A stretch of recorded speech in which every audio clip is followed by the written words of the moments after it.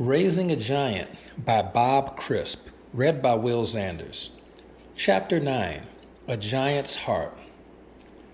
The eagle that soars near the sun is not concerned how he will cross the raging stream. Unknown.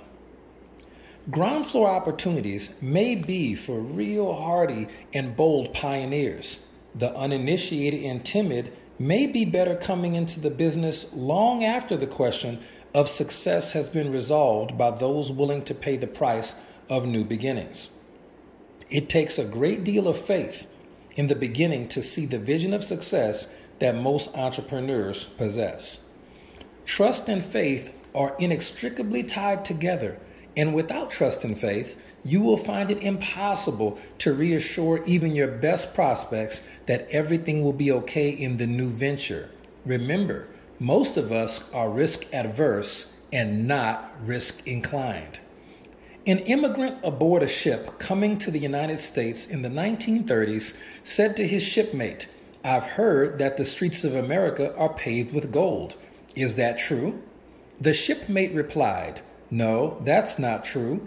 As a matter of fact, many of the streets in America are not paved at all. The chances are you'll be doing the paving." Pioneers are a different breed. Ground floor opportunities are fraught with uncertainty as well as potential reward.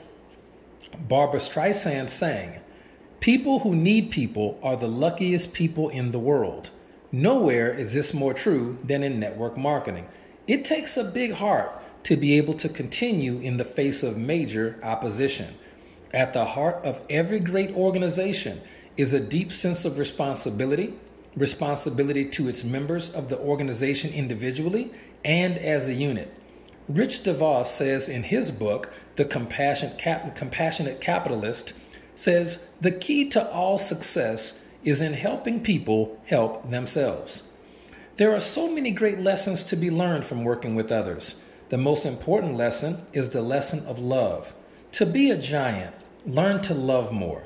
I don't mean in the romantic sense that one thinks of love, but in the deeper sense of caring about others.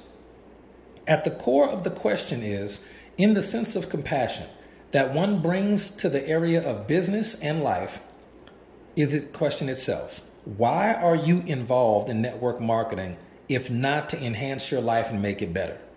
I repeat, why are you involved in network marketing if not to enhance your life and make it better?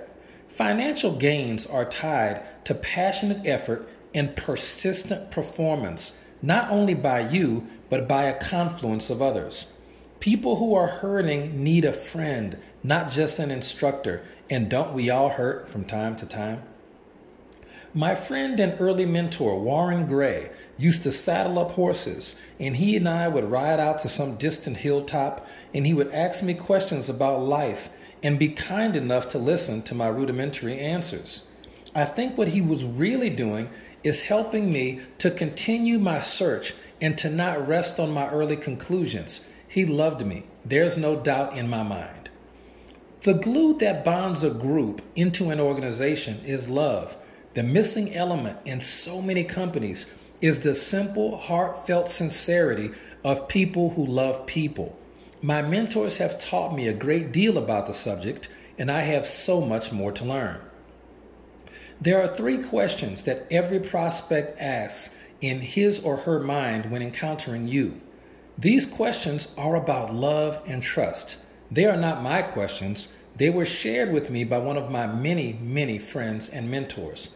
Question number 1, do you care for me? What every person wants to know is, do you really care for me? Do you honestly want me to succeed? Do you care if my family prospers? Do you care if I fail? Are you really thinking of me, or are you merely counting the commission dollars you will make if I buy your products? If I become a distributor, will you do everything you can to help me succeed? Question 2, can I trust you? Are you trying to take advantage of me? Are you going to drop me like a hot potato first chance you get? Will you be honest with me? Can I count on you? If I go to events with my guests, will you be there to help me, or am I on my own? When trying to qualify for the next promotion level, will you consider my circumstances above your own? Will you treat my resources in integrity, and can I have confidence in your advice? Question number 3. How will your product or service make my life better or easier? This third question is the one about which most salespeople focus on, but entirely miss the point of the question.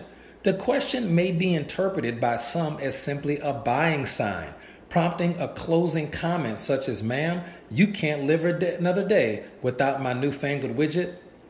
The notion that a salesperson is there to get your money while enriching himself is accepted norm by most consumers. The salesperson who truly cares about the customer is the exception. How do you overcome the natural skepticism that all of us possess? The answer is simple: by being honest, real, and straightforward. Listen to the prospect instead of selling. Share the benefits and realize that not everyone is going to buy today. Be patient. Don't push too hard. Be sensitive to others, and you will win in the long run. Superstars in all forms of life have found the shortcuts frustrating and unrewarding over time. When you press too hard, you are telling others that you don't have their best interests at heart.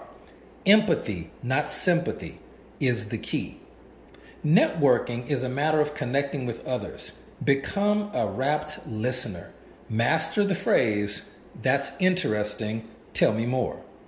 Don't get me wrong, I'm all for being positive and excited, but being positive and excited for your prospect, questions such as, "Can you see how this product or program can enhance your financial position?" Or, "Do you see yourself in the picture?" Or, "Is there any reason why we can't get you started today?" Or, "Do you know anyone who would like to increase their income who is looking for a career alternative?" show that you are interested in your prospect's well-being. These 3 questions are fear-related questions. They have all to do with the fear of loss, fear of the unknown, and fear of being misled or misused. The network marketing industry has some very common objections which will require a basic knowledge of the business to overcome. You will, of course, run into those who say they don't like network marketing because it takes advantage of people or uses people. They will point out that the first ones in always make all the money and that it is only a matter of time before all the opportunity is gone. What they are really saying is, "Can I trust you?"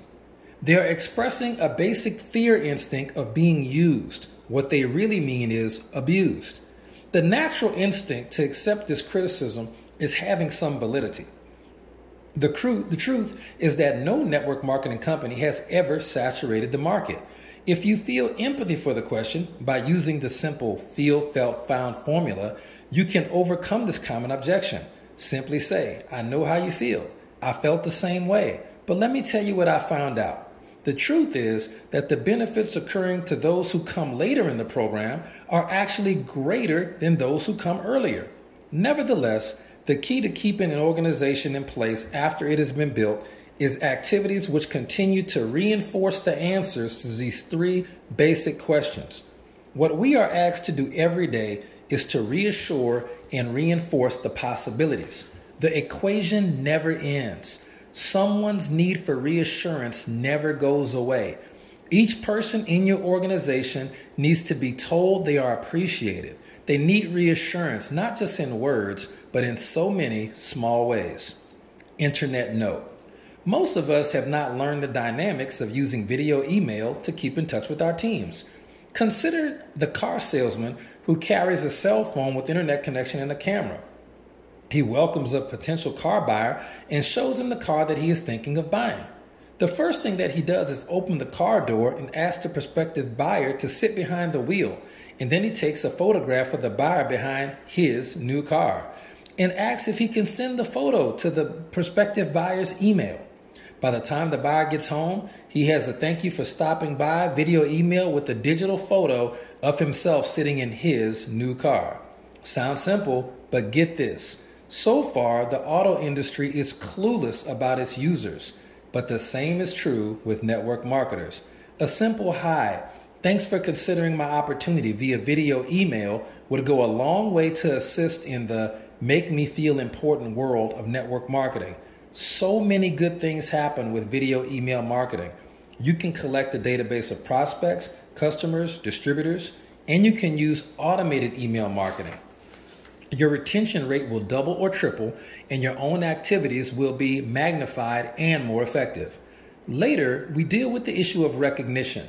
In the beginning of any new relationship, business or personal, it is vital to nourish the thirst for acknowledgement daily. Be careful of activities which can destroy the fabric of the trust and love. You can unwittingly sow the seeds of destruction in an organization by ignoring the people side of the business. The culture will fail, the system breaks down, and ultimately the business is gone. Your downline wants to know, who are you anyway? Where are you coming from? What are your motives? The person you encounter today is going to be asking these questions. You better have the right answers. My advice is to be upbeat and positive. Put on the new you face. Be more polite, more congenial. Smile. Shake hands enthusiastically. Linger longer with the handshake and hold eye contact a bit longer than usual. Don't move on to the next person, but stay and ask a personal question about their job or family, followed by the most important of questions. Is there anything I can do to help you? The prospective new distributor wants you to prove to him or her that you deserve their business and their respect. Will you do what it takes to gain this confidence? Pipe psychologists have tried to convince us that nothing is wrong with us, but I found that what the comic strip character Pogo once said is true for the most part. He said, "We have met the enemy, and the enemy is us." The problem with the "I gotta be me" mentality is it tends to be like the sign at the sale table at the store which says, "All sales final, no exchanges, no refunds." The sign usually indicates that there's something wrong with the products. Let's wake up to the facts. If we expect different results, we've got to do different things. The same attitude will produce the same activity, which will only reproduce the same results. The hard part of becoming a giant is not the daily activities, but the need to operate in a new environment which is highly charged with human need. Needs which stem from emotion and which can only be met by emotion. Failure of the individual to perform is rooted mostly in psychological or emotional makeup and is rarely found in logic or skill. Fears need to be addressed and dealt with on a human level. Operating out of emotion instead of logic is so foreign and uncomfortable for most of us that we run to the nearest fact book and try solutions which are ill-suited to the problems we face. Try a little kindness and you too will discover that the joy of seeing others succeed exceeds anything that you've ever experienced. The result will be that your own goals will become reality. Make up your mind today that your appearance, personality, and manner will be such that it inspires trust and confidence, and you too will find your success rate to be immensely higher. This is the end of Chapter 9 of Raising a Giant by Bob Crisp.